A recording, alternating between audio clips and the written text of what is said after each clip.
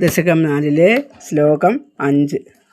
വിസ്ഫുടാവയവഭേദസുന്ദരം ത്വദ്വപുസ്സുശിരശീലനാവശാത് അശ്രമം മനസി ചിന്തയാമഹേ ധ്യാനയോഗനിരതാസ്ത്വദാശ്രയാഃ.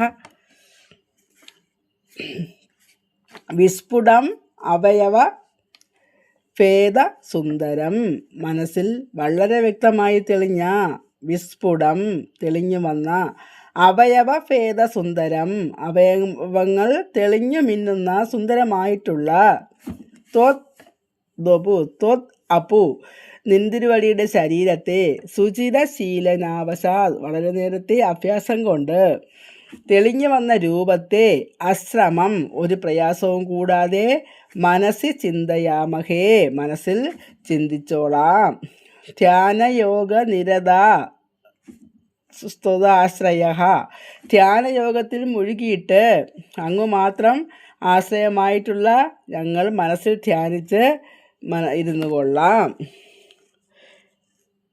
എന്നാണ് ഈ ശ്ലോകത്തിൽ പറയുന്നത്. ഈ ശ്ലോകത്തിൽ ധ്യാനയോഗത്തിനെ പറ്റിയാണ് പറയുന്നത്. എന്ന് വെച്ചാൽ ധ്യാനയോഗം കൊണ്ട് മനസ്സിൽ ഭഗവാന്റെ രൂപം സങ്കല്പിച്ച് ഇരുന്നു കൊള്ളാം എന്നാണ് ഇതിൽ പറയുന്നത്. ഓരോന്നിലും ഓരോ ശ്ലോകങ്ങളിലും ഓരോ